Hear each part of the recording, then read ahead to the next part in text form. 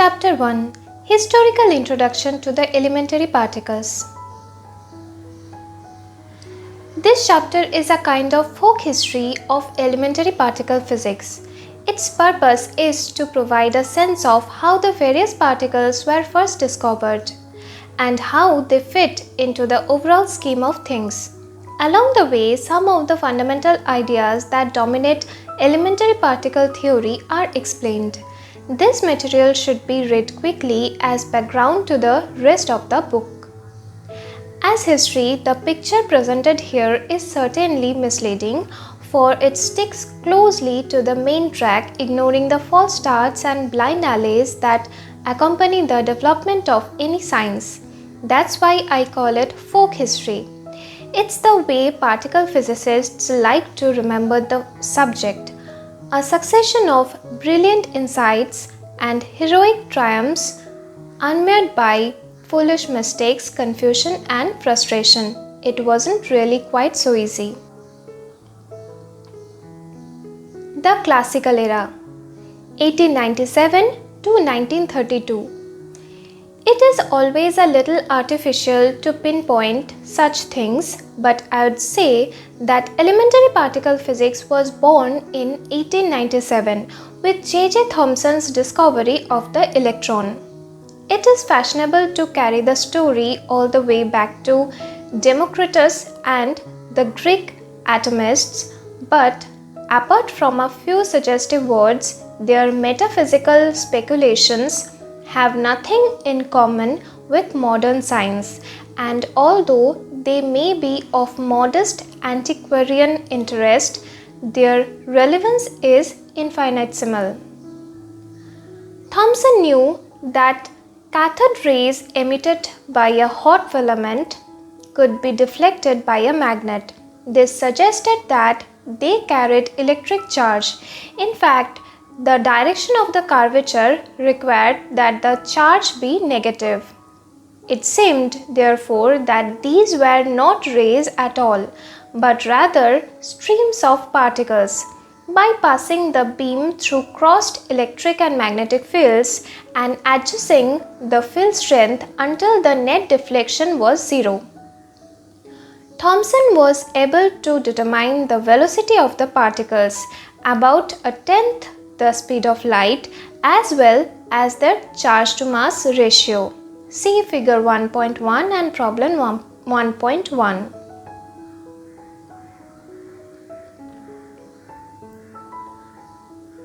Figure 1.1. The apparatus with which J.J. Thomson discovered the electron. Photo courtesy Science Museum, London.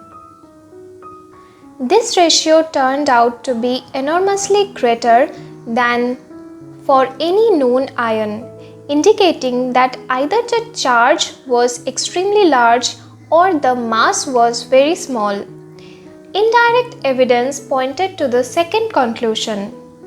Thomson called the particles corpuscles and their charge the electron. Later, the word electron was applied to the particles themselves.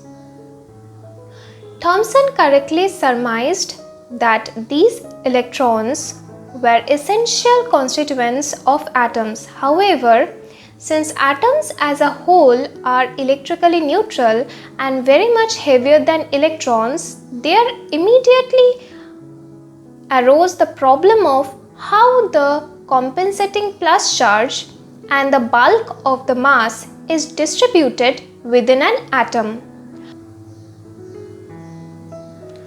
Thomson himself imagined that the electrons were suspended in a heavy positively charged paste, like, as he put it, the plums in a pudding. But Thomson's model was decisively repeated by Rutherford's famous scattering experiment, which showed that the positive charge and most of the mass was concentrated in a tiny core or nucleus at the center of the atom. Rutherford demonstrated this by firing a beam of alpha particles, ionized helium atoms, into a thin sheet of gold foil. See figure 1.2.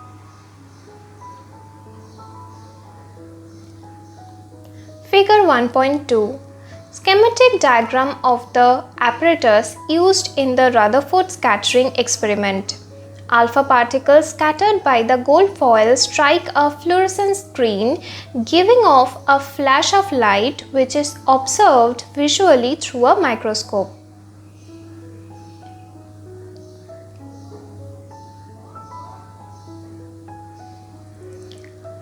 Had the gold atoms consisted of rather diffuse spheres, as Thomson supposed, then all the alpha particles should have been deflected a bit, but none would have been deflected much, any more than a bullet is deflected much when it passes, say, through a bag of sawdust.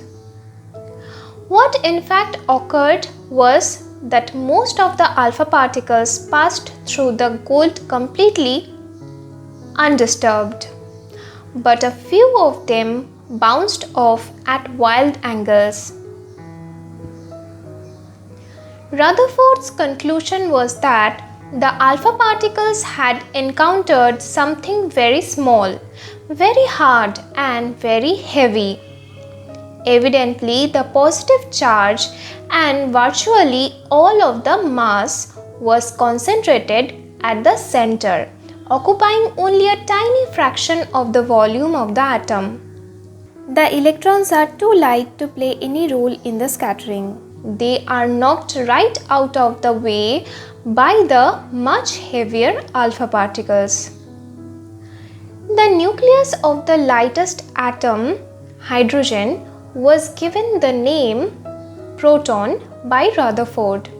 In 1914, Niels Bohr proposed a model for hydrogen consisting of a single electron circling the proton, rather like a planet going around the sun held in orbit by the mutual attraction of opposite charges.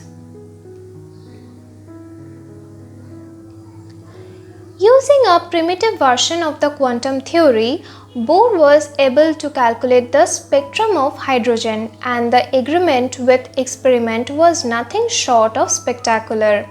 It was natural then to suppose that the nuclei of heavier atoms were composed of two or more protons bound together, supporting a like number of orbiting electrons. Unfortunately, the next heavier atom, helium, although it does indeed carry 2 electrons, weighs 4 times as much as hydrogen, and lithium, 3 electrons, is 7 times the weight of hydrogen, and so it goes.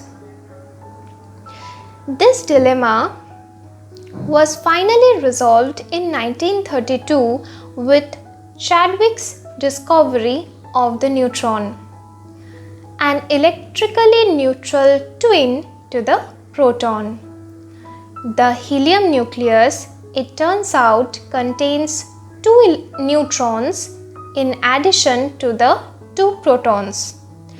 Lithium evidently includes 4, and in general the heavier nuclei carry very roughly the same number of neutrons as protons.